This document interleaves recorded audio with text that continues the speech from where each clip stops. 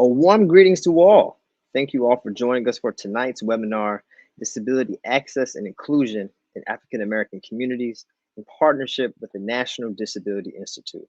My name is Gerald Johnson, and I serve as the Chief Development Officer of Alpha Phi Alpha Fraternity Incorporated.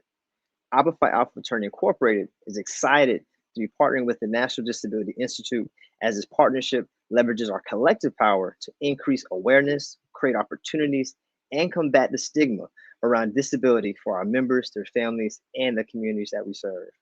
Tonight's event comes in support of the National Disability Employment Awareness Month, in which the Office of Disability Employment Policy states this year's theme is America's Recovery Powered by Inclusion.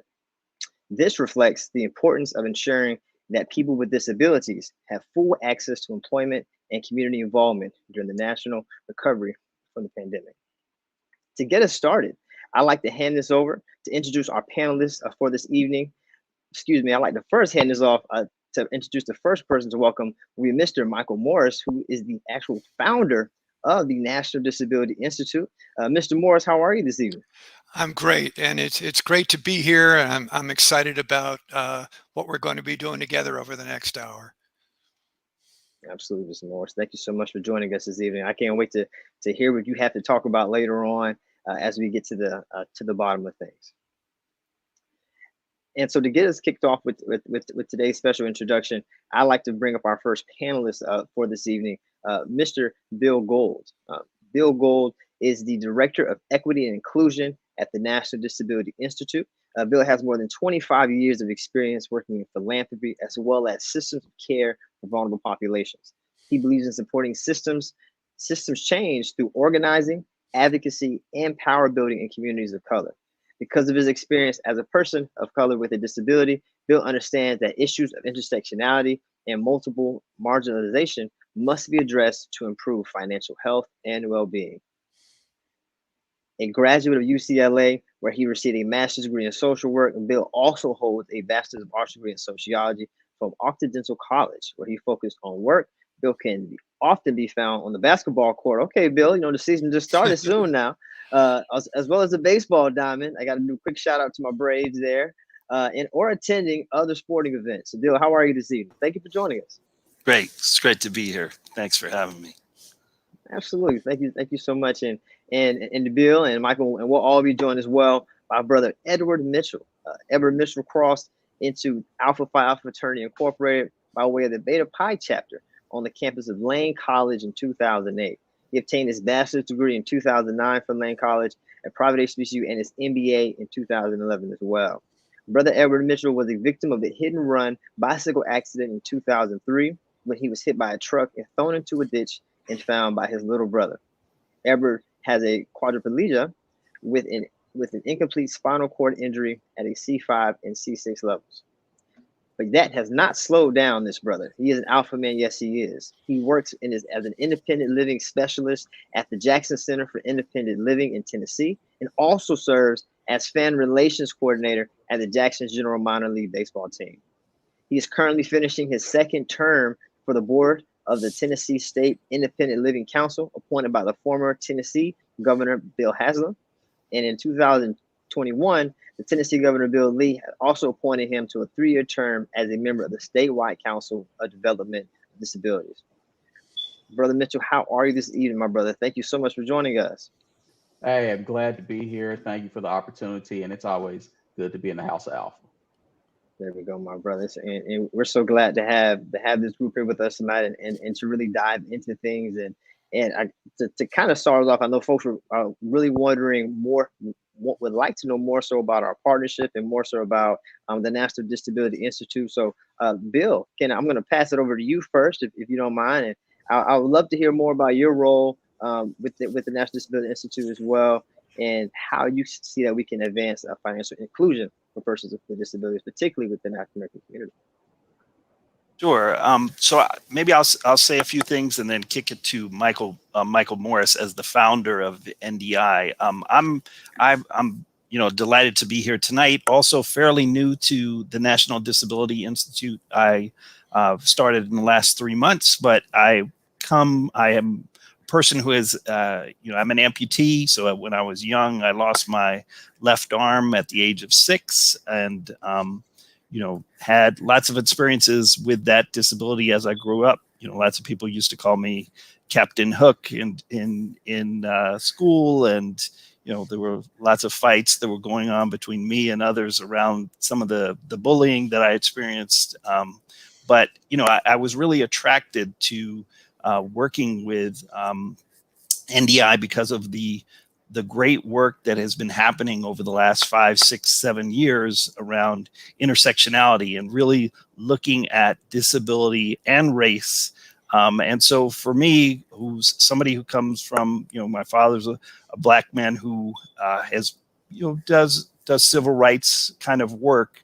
It's been wonderful to join the team, to be a part of financial inclusion strategy and solutions. And so we're really an organization that focuses on financial inclusion strategies for people that are disabled. And we have a heavy emphasis of working with people of color and specifically Black people. And so it's wonderful to be here. Maybe I'm going to just kick it to Michael to give you some of the backstory of NDI. I think it's appropriate as the founder. Maybe he can just sort of give us a little take of the organizational history, and then we'll dive into perhaps myself and Mr. Mitchell, in terms of a little bit more about our stories and what we have to say. Thank you, Bill. Again, it's a story that I want to take us back about 16 years ago. I have been working in Washington, D.C. At that point in time for over 20 years. I'm an attorney by background. I worked on Capitol Hill for a member of the United States Senate from Connecticut.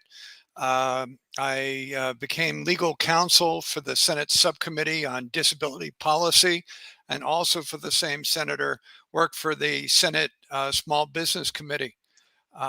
My entire professional career has been around how do we improve quality of life, opportunity for economic gain, financial health for people with disabilities. And some of you may be wondering, well, when you say disability, what are we talking about? Disability is really a group that is most defined by diversity. Diversity because disability sometimes happens at birth. For others, it happens due to an accident, as in Edward's case, or it happens due to a change in health conditions. So there are many different ways people join the disability community. I myself spent most of my life not disabled. Just a few years ago, I was dealing with cancer. That cancer probably would have put me into the category of meeting the definition of disability in the Americans with Disabilities Act. But that cancer also led to some significant changes to my hearing. And I now use 2 hearing aids. So disability affects people due to physical challenges, due to sensory challenges. It could be hearing or sight. It could affect an individual due to mental health, learning, intellectual disability. It is a very diverse group of people, with that diversity further defined by gender and race. And the National Disability Institute, from its beginning, has always stayed true to one vision, which is that people with disabilities want to succeed economically. They want to participate in the workforce. Many people with disabilities start their own businesses. But fundamentally, across this diversity of disability, what National Disability Institute has been all about is how can we advance economic security, economic stability for people with disabilities, and how can we promote financial health at a family level, at an individual level, at a community level, in changes in public policy at a local, state, and national level, which is where I've done a lot of our work. So NDI really singularly, among many, many disability organizations you may be familiar with, has really been focused on advancing financial health, advancing employment, and advancing economic stability and security.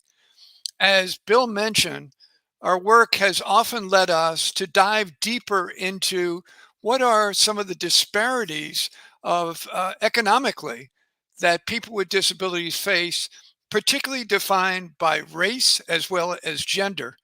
And that has led us to put out some of the most influential research that goes back more than 5 years ago, where we began to see disparities in wealth, disparities in income, disparities in employment for people who are Black and disabled. That has led us to the creation of this new position within our organization that Bill now fills, which is Director of Equity and Inclusion. And I'd love to turn back to Bill because Bill has a wonderful story to share, which goes back many generations, which I think has informed his life and it also has begun to inform our work at National Disability Institute. Bill, can I turn it back to you? Sure, sure. So, as I mentioned, my story is I lost my arm when I was at the age of 6, and that was a very traumatic and life-changing event. However, one of the things that gave me hope and perhaps purpose is that I was aware at a certain point in my life. I don't remember exactly when, but I'm William B. Gould V, and so my great-great-grandfather was escaped out of enslavement. He was in Wilmington, North Carolina. He and 9 other men escaped and rode down the Cape Fear River and came out into the Atlantic Ocean, were picked up, and he served in the Civil War for 3 years, kept a diary, and according to John Hope Franklin, the famous African-American scholar that worked with my father at Stanford, he was one of only 3 people to write a diary that are known to have a diary that captured his experiences during the Civil War as somebody who was enslaved, a Black person that's fought in the Civil War, and he called that war the holiest of all causes because he was fighting for his freedom and fighting for, which obviously we know has changed. That wasn't the penultimate moment for freedom, but so that story for me has been very, very big in my life in terms of, I feel despite having lost an arm and going through all the challenges that I went through as a kid, often I would get picked last if nobody knew who I was on the basketball court, and it gave me great pleasure to beat people when I was sort of on teams. Because I was sort of put in this sort of category that was sort of a low-level category in many people's eyes. And so as I grew up with that message of my great-great-grandfather and sort of civil rights kind of orientation, I served on the Chancellor's Advisory Committee for Disability at UCLA and, did a lot of work in foster care and in mental health and in early childhood where disability is important. All of those areas, disability is very, very important. So it's a delight to be at NDI. It's a delight to be part of this panel tonight. And I really feel that there's so much to do. One statistic that caught my attention as I've been following NDI for a number of years, but in this report that Michael talked about a few minutes ago, we know that if you're Black and disabled, that your average net worth from just a few years ago, $1,200. That's for me criminal, and that's something that we all need to focus on because it's very, very vulnerable for people to have the hat of disability and the hat of race, specifically African American. and also disabled. I think the vulnerabilities are really something we need to work on as a society. And so we're committed at NDI doing some of that work, but we're delighted to have a partnership with Alpha Phi Alpha to sort of really dig in and try and make some advances in this space and really try to, bring to surface, some of the issues that are challenges for people who have both of those hats. And so anyway, I'll stop there. I know we have another panelist to get to, but it's great to be here and would love to dig in deeper as we go. Absolutely, Bill. Thank you so much for as well as for giving us that story, Bill, and Michael as well. Thank you so much for founding NDI. We're excited as Alpha Alpha to really be partnering with you all in this initiative and the initiatives yet to come. And really kind of talking about that Alpha Alpha tie-in, I want to pass it over to the good brother Mitchell. Can you share your disability journey with us as well, and then maybe conclude that with what drew you to Alpha Phi Alpha? Thank you. My disability journey started in 2003 when I was a victim of a hit and run accident. I was riding a bicycle when I was struck from behind and tossed into a cornfield and found by my little brother. Graduated high school on time, and it was at that time where Dr. Wesley Cornelius McClure really sat me down. He was the president of Lane College, to let me know what an HBCU could offer me and what things I might encounter trying to go to a college on the West Coast. So that's what drew me, to the HBCU life. And then being at Lane College, going back to the experience of being in the hospital and the Alpha brothers coming up there to visit me in the hospital, as well as the other Greeks, really stuck with me. And it only increased as I matriculated through Lane, living on campus. The campus was totally made accessible. And then when it came time to, choose an organization, I couldn't think of any other organization that really exemplified what I wanted to be and what I wanted to do, continuing on in life. Thank you so much, brother. And I'm gonna kind of follow that question up there and really ask you more so about, can you kind of talk to us about what are some of those common misconceptions that people may have about your disability and how that kind of correlates with your race? As I am a C5, C6 incomplete spinal cord injury, I do use a wheelchair. And one of the common misconceptions is a lot of individuals think that when you're young and Black and in a chair, either your accident was caused by gang violence or by football. And neither one of those happened. I was a total victim by no fault of my own. And that is something that I try to, continue to let them know that's not always the case. That's why I'm active in as Alpha, active in Alpha, but also with NDI, National Disability Institute, as an able BIPOC ambassador and working in professional sports to really show people what an individual can do that is in a chair, and not all wheelchair individuals have been involved in gang violence or in football. Brother, thank you so much for kind of talking about that. And Bill, what are your thoughts when you hear Brother Mitchell kind of talking about that was those stereotypes and that tie-in? Yeah, it's a tremendous story, and and I applaud Mr. Mitchell for his his perseverance and continuing to move forward. I think all too often people who are in those wear those two hats, they're not as lucky as perhaps Mr. Mitchell has been in terms of his drive. I think too many people have fallen through the cracks in this space. For me, in terms of misconceptions, I think I already sort of alluded to that. Lots of times people would pick me last. I ended up playing high school baseball. College, I was on the college baseball team. I played, I played right field and first base, and nobody expected, a guy with one arm to be able to play college baseball. And so, for me, it was a tremendous accomplishment. But you always had, that kind of people didn't expect you to do anything, and so, that was always, and I think that's always been part of my life, in terms of, being somebody who's, has one arm. And there's lots of misconceptions that people had. I've had little old ladies come up to me on the street and say, "Ooh, what happened to you?" what happened to you? And, there's lots of stigma. There's lots of impressions that people have, and they put you sometimes in a little box, depending on, how they perceive you.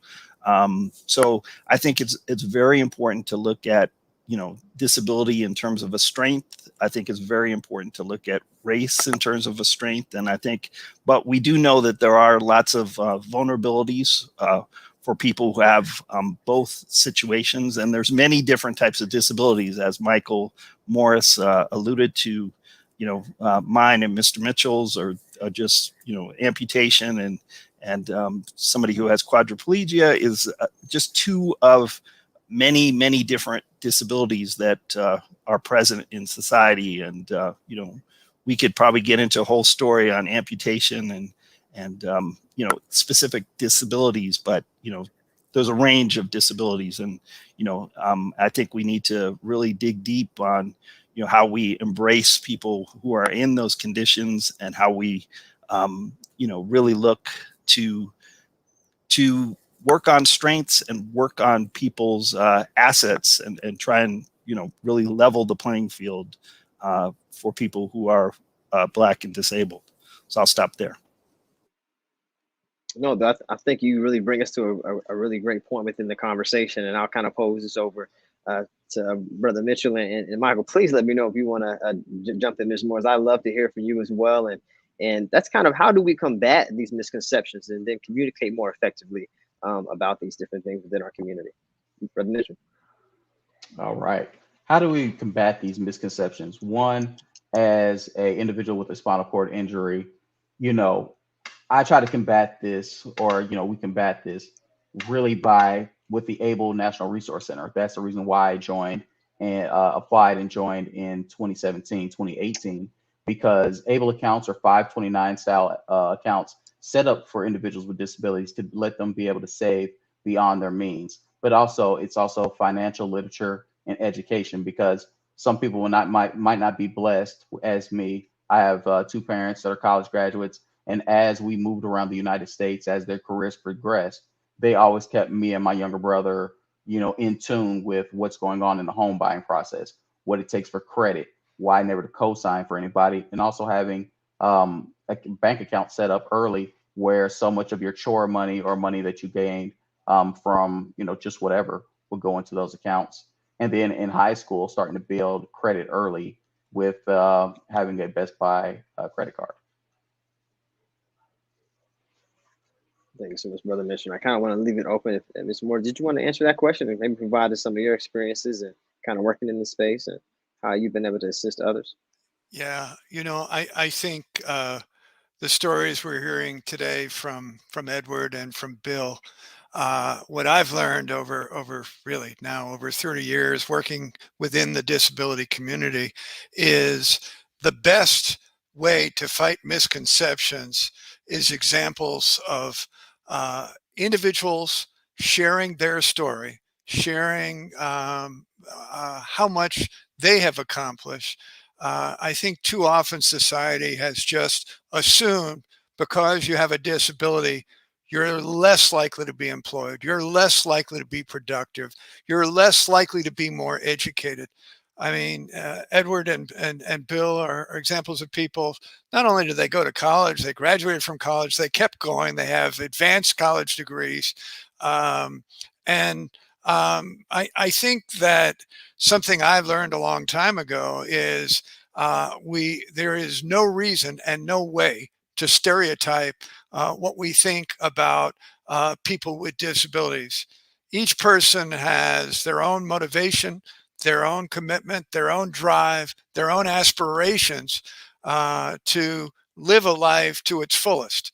And whether that is, as I've met, many, literally hundreds of people with disabilities who started their own businesses where people always said to them, oh, that's impossible, and they've proved them wrong. I've met people with disabilities who have pursued very varied occupations and professions professionals, lawyers and doctors, and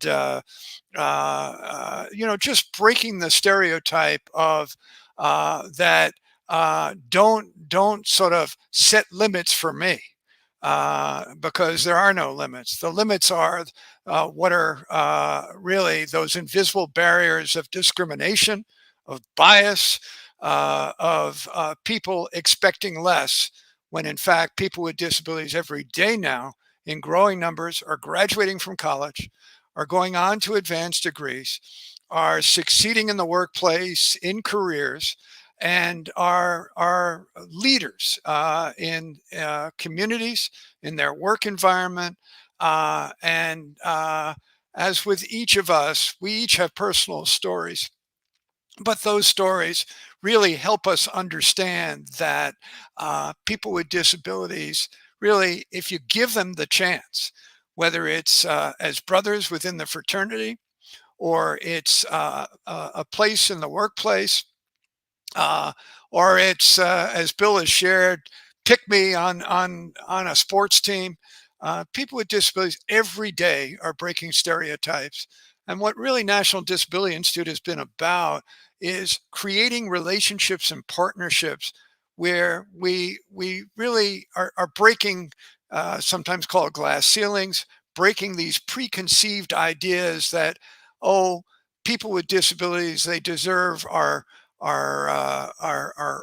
emotional support, but people with disabilities, it's so much more than emotional support. It's so much more than charity. People with disabilities are contributors, and I think that's the story we've been a part of within National Disability Institute for the 15 plus years. And I think it's really exciting about this new partnership with Alpha Phi Alpha, because of some things we'll be talking about yet tonight, of ways we can work together where, again, I can't think of a better way than breaking preconceived ideas and misconceptions of individuals, particularly males who are Black and disabled, different types of disabilities, who are still in this country. Too many are being incarcerated. Too many are facing discrimination. And I think working together, we can build really new examples and powerful stories to be shared of people with disabilities as contributors to our economy, as contributors to really our society in every way you can possibly think of. It's powerful, Michael. Thank you so much. And I think that you're going down the right path where we're really going to kind of turn this conversation to next. And I do want to remind everyone that's viewing, whether that's on our Sphinx TV or on our Facebook page, that you can utilize the chat function to ask questions to our panelists on this evening. And at the conclusion, we'll be looking to answer those questions. I see our first one, and unfortunately, we will not be joined by an interpreter this evening, but our captions are enabled for accessibility. And on future conversation, we will ensure we have one to join us, and kind of follow up what Michael was mentioning as far as the value that those with disabilities continue to add to our communities. I want to kind of gather the group's thoughts on this here. Black people with disabilities have contributed significantly to Black life and culture. The resilience, ingenuity, and talents of Black people with disabilities need to be highlighted, uplifted, celebrated, learned from, and replicated. I see Brother Mitchell's already unmuted. He's ready to dive in on that one. Give me your thoughts on that, Brother Mitchell. My thoughts on that is that individuals with disabilities are like any other. We want those same opportunities. We don't want anything given to us. And the way we do that is continuing to uplift each other, but also when if you're somebody in HR and somebody, encourage them to apply. Again, they don't want a handout. We want to just be on the same level playing field. And for me, what inspired me once I first had my accident was meeting Daryl Chill Mitchell, and some of you may know the name, but he has extensive roles. One, before being in House Party as the gentleman that kept bumping the DJ table. Secondly, since his accident, he's been featured in NCIS New Orleans. He's worked extensively with Spike Lee. and he also has had recurring roles in the Fear the Walking Dead series. And just seeing his determination, how he didn't let his disability hold him back in the acting profession and continuing to get star roles. And that's what any other individual with a disability wants. They just want a chance to demonstrate to you not their disability, but their abilities, and always having something to offer. As me, my line name was given to me by Undeniable by my pro fights, because I was undeniably going to achieve being an alpha and contributing something in everything to my chapter.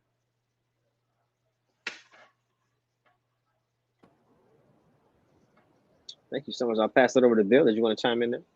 Sure. I think that, as Mr. Mitchell was saying, I think it's really important to show, and to highlight Black people who have many different types of disabilities, invisible disabilities, family members with disabilities. I think, having family members who have, children with disabilities, or family members who have disabilities, I think is very important to see the many manifestations, and from a position of both strength and vulnerability. I think, there's lots of great accomplishments, but there's a lot of stigma in this space. And I think, the more we can, I think you said it kind of at the top, the more we can develop awareness around some of these issues and kind of how we can help, and then how we can support people's strengths, I think the better off we'll be. I think there have been a lot of Black contributions to society from people who are Black and disabled.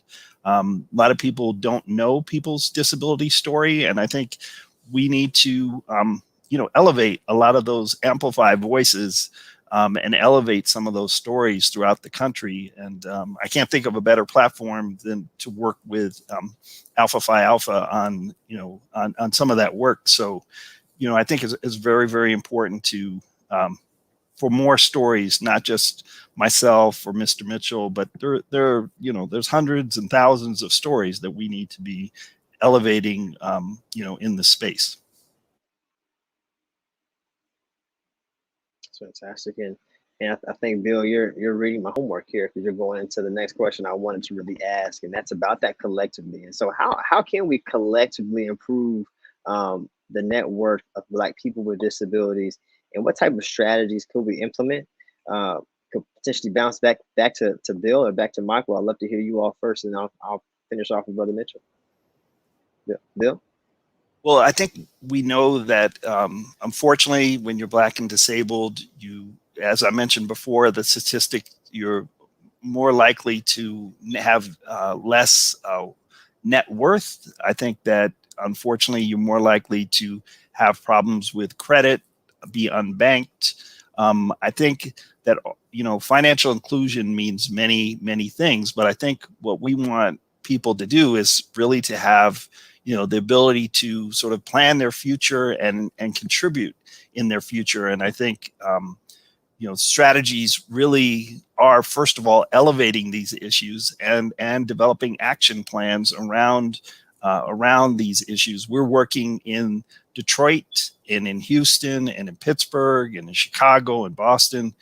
We're working in many cities to try and really develop partnerships to kind of look at these issues and come up with action plans and see if we can really, dig into what each city might have in terms of solutions. And so some of that work we're going to be doing November 18th. If anybody in the audience is in Houston, we'd love you to join. We're going to be doing a convening in Houston, and then we'll be doing convenings in Detroit in January and in Pittsburgh in January. And we're doing some work as well in Chicago and Boston. So the idea of doing collaboration, coalition building, really trying to dig in to get a lot of different partnerships, people that are in race equity, people that are in financial inclusion, and the disabled community to come together to really try and do some problem solving and come up with some solutions, for me, is very, very important in this space. So I'll pass it over to whomever wants to go next. Fantastic, man. I'll kind of push this along. I know we're going to dive into in just a moment more about what Bill kind of talking about as far as those opportunities for brothers to get involved in within this partnership. But you mentioned a moment ago about being unbanked or in need of credit. And Brother Mitchell, have you ever been unbanked or in need of credit? And if so, can you please tell us your experience? No, I've never been unbanked. One, again, with my parents, they really, from a young age, again, my dad was in major manufacturing and my mother in education as well as in social work. So we moved around every 2 years like clockwork. So my brother and I were always included in those household finances, choosing homes and what it meant to be financially savvy. So, I haven't experienced that because, again, I had a great foundation from my parents and as well as building my credit earlier, which allowed me to purchase my first wheelchair accessible van because I was able to have not only was I saving due to my ABLE account, but also I had a great credit score, which allowed me to have the lowest interest rate possible. So it was just that great foundation for my parents and that financial literature and education that I received matriculating through Lane College, but also getting my master's that really helped me be savvy and tackle those obstacles. And Brother Mitchell, I'm going to actually come right back to you because you mentioned an opportunity there. I know you're an ABLE advisor. Can you tell us more about the ABLE program, please? The ABLE accounts were set up as 529 style accounts that allow an individual with a disability to save without jeopardizing any means tested benefits or jeopardizing any waiver programs. So this allows an individual, let's say they're receiving nursing care, they're able to save in these accounts for disability related expenses. And these disability related expenses have a wide range and are not limited to one category. And this allows an individual like myself to save and without jeopardizing. Again, I'm not ashamed to say, again, I need nursing care at night to help me. And I'm not ashamed about that. But again, this allows me to save without jeopardizing those benefits. And that allowed me to purchase my 2021 Honda Odyssey Elite, which again, I tell people it's like my Maserati due to the cost of modifying it and having hand controls. So ABLE accounts allowed me to save for that. And my next big goal is saving for my own wheelchair accessible home. Wow, that's incredible, Bill. Could you want to add anything to that there? Yeah, I think that there are lots of programs. We have a number of programs that are focusing on employment, and we have a financial resilience center where we're really trying to dig into solutions around financial inclusion.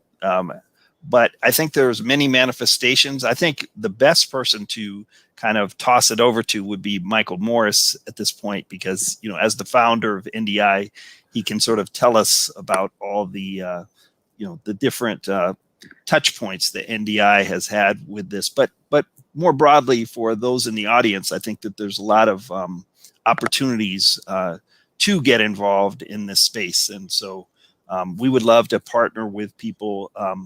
If something in this conversation has inspired you, we'd love to, kind of work with you and partner with you around some of these issues. But let me maybe kick it to Michael to comment on some of this. Thank you, Bill. I have to share with all of us this evening. It's an amazing story about ABLE accounts. Some of you may have been engaged around politics and follow more closely what goes on in Washington, D.C. I want to share the ABLE story a little bit with you. It took 8 years of constant communication with members of Congress from all over the country to finally get them to approve what we call as an ABLE account. ABLE is an acronym standing for Achieving Better Life Experience. That's what an ABLE account can do for millions of individuals with disabilities in this country whose age of onset of disability occurred before age 26. So you could be 40 years old, you could be 50 years old. If your age of onset of disability happened before age 26, you can open an ABLE account. I look at an ABLE account as really, think about it as like a down payment on freedom for people with disabilities. And what I mean by that is, as Edward has shared with us, the opportunity to save money, watch that money grow through the choice of investments, choice of different types of savings accounts. The ABLE program is run through state treasurers' offices all across the country in 44 states. So people who are eligible have some choices. You may have a family member. You may be a parent of a child. You yourself may be eligible to open an ABLE account. And here's what's the exciting story. Over 100,000 accounts have now been opened nationwide. And each of those individuals has an amazing, exciting story, whether they're saving for long-term needs like Edward to get their own means of transportation, or they're saving to live in a home of their own, or it's for some everyday expenses because it can be used that way. Some healthcare costs that somehow are not covered by private insurance or by a government program, purchase of technology, even going to school, going to college, community college, university level education. Those are all considered qualified disability expenses that money can be taken from one's account and used to pay for what results in a better quality of life. The amazing part of ABLE are really two things. One is, as Edward mentioned, that they will not knock you out of eligibility for different government benefits, health, food, housing, Social Security benefits that require you, unfortunately, to stay quite poor, have very limited assets. The ABLE account is not, according to the law, considered an asset. So it can grow and grow and grow with up to $15,000 a year being put in by the individual with a disability, by family members, by grandparents, even by an employer could contribute to an ABLE account. So you have that exciting opportunity. And then the second part of it is that it really allows you to dream about your financial goals and think about, as your money is growing in these investment accounts, you have the choice as to which expense are you going to cover, either short-term or long-term. Today in this country, we soon, I expect, by the end of this year, over $1 billion will have been put into ABLE accounts and are growing for over 100,000 individuals. So that's an average of about $10,000 per account. Here's the last amazing part about ABLE. The money coming out that's grown due to it being in an investment or savings program, normally you'd be taxed on that money. The ABLE account is tax-free. So the money coming out, that growth is not taxed, so that you get added benefit to cover different qualified disability-related expenses. So it's an amazing story of people all across the country who are living a dream, but thinking ahead about how their life is going to be more independent. And really, that's why I call it a down payment on freedom. Michael, thank you so much for that perfect overview. And I think that it kind of, with those type of resources that are on the table, and I can kind of see the questions starting to pile up here. We even have one from one of our team members back here. But what is the number one way, kind of something that we all can zero in on? And I'm going to ask the question to the entire group. What is the number one way that we can make a substantial difference in this space? Maybe I'll start with who should I start with here? Bill, maybe. Then I'll go to Edward next. Well, I think I sort of alluded to it earlier. I think we can partner. You know, a lot of times people stay in their lanes. They, you know, if they're doing race equity work, they don't necessarily think about disability. And if you're doing financial inclusion work, a lot of times you're not thinking about race equity and disability. And so I think the more we can get collaboration happening and the more we can get awareness to some of these issues, I think is critical. We know that, that if you're Black and disabled, that, you're more often going to use alternative financial services. We know that you're less likely to have emergency savings. So, these issues are important. And so anything we can do to sort of change the needle, so that we can get people more financially healthy, so that they can, buy cars, buy houses, invest in, set up money for their education, I think is very, very important for moving ahead and creating generational wealth. So, as organizations and as individuals, I think we all need to roll up our sleeves, dig in deep, and try to figure out how we can work on these issues together. Thank you so much, Bill. And Brother Mitchell, I'm going to pass over to you on this. Michael, I see you've unmuted. Did you want to dive in there next? No. Oh, okay, perfect. Brother Mitchell, what are your thoughts on that? And maybe you can kind of talk to us about how brothers can get involved. By starting early, again, if your disability started before age 26, set up an ABLE account now, because again, you're able to use an e-gifting portal that you can put on your social media that allow people to contribute directly to the ABLE account, which then allows other people to learn more about ABLE accounts and why it's so beneficial. And it's out of sight, out of mind for when, again, my parents, and when I had my hit and run accident in 2003, we spent the money correctly on disability related expenses, but all those different funds that come in, you really get to see it, grow over time through that e-gifting portal. So that's why I would say set it up now. Don't wait tomorrow. Choose your the right ABLE account program for you by using the 3-state comparison tool from ABLE NRC, and really just start, because again, the earlier you do it, the more it benefits you later down the line. I wish ABLE accounts were set up back when I originally had my hit and run accident, because then again, that money would have been growing and multiplying, and who knows what else I would have been able to accomplish and use that for disability related expenses. So just start now saving. Yeah, that's perfect, Brother Mitchell. Thank you so much for that advice and really giving us a pathway forward. And we're going to look to dive into, I'm looking at the clock, we're going to dive into some of our questions and the comments, and then we're going to end off with kind of talking through some outreach opportunities, and then Mr. Morris is going to finish off with some closing remarks. And so I'm going through the comments here.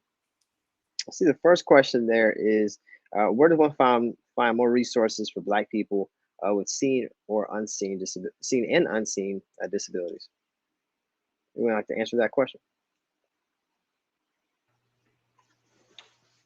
I'll jump in if they don't mind. One, starting locally with your centers for independent living. As I work for a center for independent living with, as an independent living specialist, we have resources to help connect you with those things that you're looking for, as well as your statewide independent living council. They are a great wealth of resources that can help you navigate those spaces and find the resources that you're looking for. Every state has centers for independent living, as well as, contacting your local vocational rehabilitation as well. So reach out to these organizations. They'll definitely help put you on the right path and help you find those resources. And then this may be a question for the group as well. I've seen this former internal team. Can parents contribute to these accounts without being taxed? Yeah, let me take that. So it's interesting. The money you put into an ABLE account, so a parent could definitely put money into their child's ABLE account.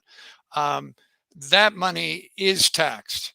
Now, in a number of states, they will allow you a tax deduction for the money that's going into those accounts. And I would advise you to look at the ABLE National Resource Center site, which has a wonderful state-by-state comparison tool. I would always advise you to look at your home state first to see whether there is a tax benefit on the front end. More states do not have it, but there are some states that do. And then all states have, when you take money out of that account, and that money is part of the growth through the investment of that money in that account by the state treasurer's office that manages these accounts. Normally, you would be taxed on it because you're going to use it. But an ABLE account, there is no federal tax. So that means it's growing and growing and growing, and you're not taking a piece of it out because you owe or have an obligation to taxes. Some states have added, who have state income tax, have also added a similar benefit, so that when you take money out, even though you can't be taxed at a federal level, they've also made it possible that you will not be taxed in terms of state income tax consequences. Again, you have to look at the comparison tool we have on the ABLE NRC website that can help you understand that more. And I can't say more strongly than what Edward said. Start early. If you have a child that you know has a significant disability, obviously under age 26, age of onset of disability, you can go to our ablenrc.org website and look up information how you can connect with your state ABLE program, or pretty easy with a Google search. You live in Tennessee, you can look up the Tennessee ABLE program. Whatever state you're in, you'll be able to look that up.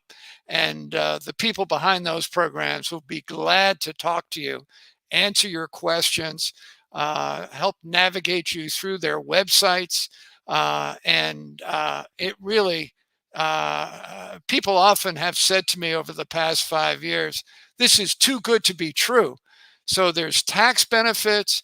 I'm not going to lose my government benefits if I'm receiving some. And the answer is that's correct. It is not too good to be true. Families helped create this law. They lobbied their members of Congress. They educated their members of Congress. And when that ABLE Act finally passed, overwhelming majority, Republicans, Democrats, liberals, progressives, conservatives, one of the few things they were able to agree on in the last 5 years was we've got to help families who are trying to raise a child with a disability, who are dealing with extra costs. An ABLE account is going to help them with that. And then we also want to help adults with disabilities have a more promising future. So it's pretty exciting. Thank you so much, Mr. Morris. Now, it's a momentous time for us, I think, as this partnership, and really, I want to get to how our brothers can become more involved, and I'm going to be kind of going back and forth between me and Bill here. But I'll first talk about really we're looking for brothers that in Alpha Alpha chapters in different parts of the United States who would like to be part of the marketing, education, as well as outreach efforts. More specifically, we're looking at the California and Oregon areas. And Bill, please let me know if that may have potentially extended as our partnership is continuing to grow. We're also looking to expand the education on the ABLE account, so brothers can look to start seeing more resources coming via Alpha Elite, as well as through our direct mail services, providing brothers more information about how they can get involved and how they can open up an ABLE account. As a fraternity, we're looking to more so really increase, again, that awareness and understanding of the social, economic, and the attitudinal barriers faced by individuals with disabilities and their families. And so we'll be reaching out to brothers and identifying brothers with disabilities that would like to really help in this partnership to figure out how we can shape it and make it most support. And Bill, I want to hand it over to you to kind of talk about the upcoming convening in Houston. I think this is a great platform to talk about that opportunity and how our brothers there can get involved. Sure. Sure. On November 18th, we're having an all-day event in Houston. We're working with financial inclusion partners, race equity partners, and also with disabled individuals, disabled providers. And so we're trying to bring that mix of groups together to really look at race equity issues as it pertains to disabled individuals. So we have a nice partnership coming together. We have the Urban League and the United Way and many other Easter Seals, many other organizations at the table. But we're hoping to have, a really robust discussion, but even more than the discussion, to come up with action plans to really do something to advance the conditions that we've talked about. When you have, an average Black and disabled $1,200 net worth, that's criminal. We need to really come up with solutions to make that not a reality in this country and in Houston. So that's happening on November 18th, and we're also having a national convening on December 7th. And so we would love to have Alpha Phi Alpha members, at both. If really the Houston event is for Houston and the greater Houston area, but the national event is for anybody that would like to join throughout the country. So we'd love to have you present. And we're going to be talking a lot about our intersectionality work, our work around disability and race,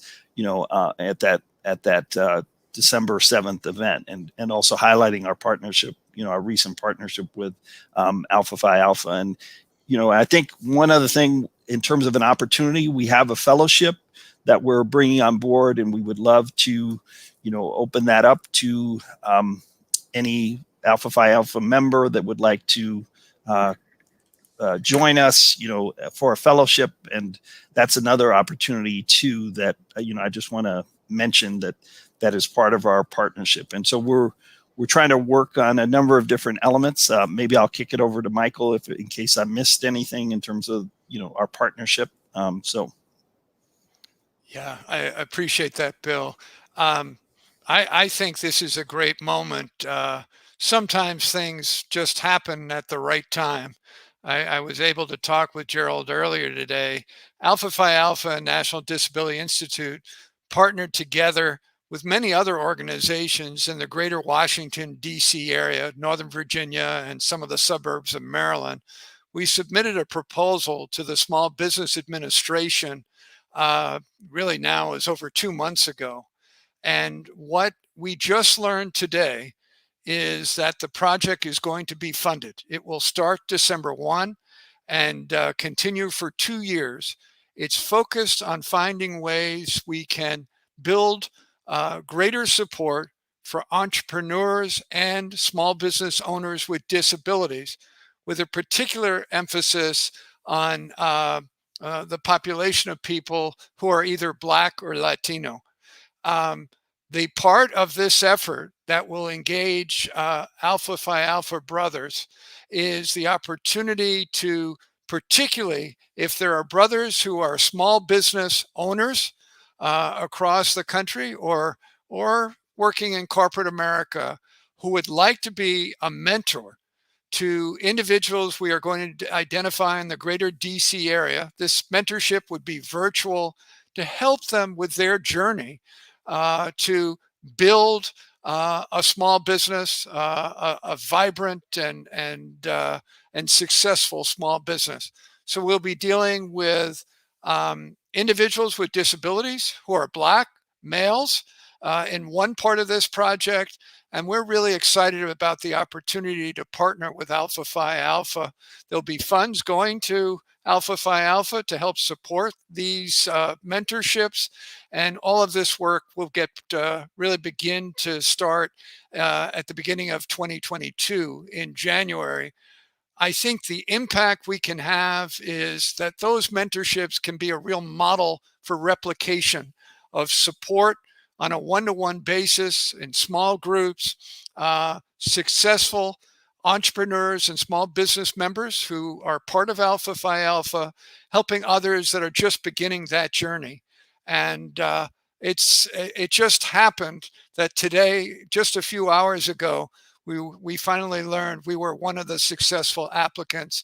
So I'm really excited about working with you in this part of the project. Other facets of the project will be setting up small business incubators, doing all kinds of training and technical assistance, working with banks and credit unions to increase the availability of credit and financial assistance to small business owners with disabilities and entrepreneurs who are on their way to becoming small business owners who are disabled.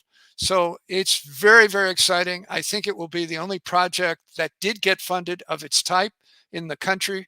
We're going to learn more about it during the next week, but it's a great opportunity for our partnership of our two organizations to work together. And I hope it will excite some of you who are listening to get back in touch with Gerald and or to us or both of us. And this is something that will kick off next year. So super exciting, and congratulations to all of us. Absolutely, Mr. Moore. That is fantastic news. I was excited to kind of have that conversation with you. We just, again, further elevates our impact as an organization, as a partnership. I look forward to working with you, and our chapters look forward to working with you as well, and the other partners that will be taking place there. So we've reached the top of the hour, and I want us to make sure that there are any.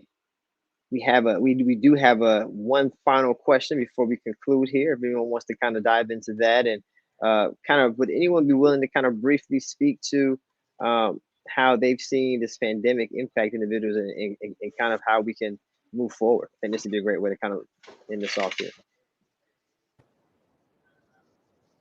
Well, I definitely think it's a fact that, you know, the pandemic has exacerbated some of the, you know, the issues that have existed for many years, and you know, we know that, you know, when you're Black and disabled, that employment issues are greater. We know that, you know, as we've discussed here, the whole issue of financial inclusion, whether that be banking, whether that be credit, whether that be you know, just having that generational wealth to be able to you know, move ahead.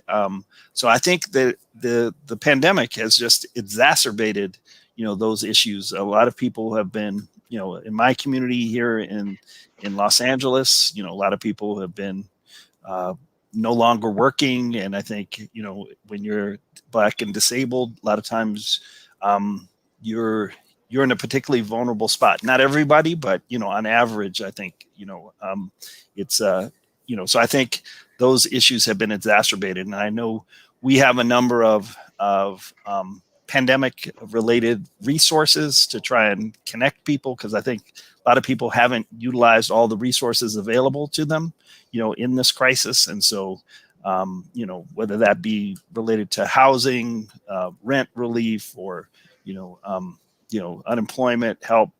So I think a lot of times we have been able to connect people to important resources and some of our allied organizations. So I don't know, Michael or Mr. Mitchell, do you want to, you know, add to that? Yes, as an individual living with a disability and working in direct services, the impact of the pandemic has made individuals with disabilities, you know, if supplies have cost more, trying to get gloves, other DME, even wheelchair repairs and other DME repairs are more expensive, or the supply chain has been held up. So again, having able accounts, one, lets you save a little bit more, but also having that reserve fund to pull from, because again, these costs have increased due to the pandemic. And we always have to be ready for a rainy day, because as an individual with a disability, nobody's coming to save you. You have to learn how to save yourself. And that's what able accounts are letting us do: save ourselves, but also pay for those out-of-pocket DME expenses that occur and that aren't covered. Fantastic. Well, I definitely want to thank you all so much for joining us this evening. As for our panelists, we have Brother Mitchell, as well as Mr. Bill, and as well as Mr. Morris. Thank you all so much for joining us this evening for our seminar, Disability Access and Inclusion, African American Communities. Brothers and members of our community, please be on the lookout for more information to be shared soon about how you can get involved, how you can play a part in the partnership. And to all, have a good evening.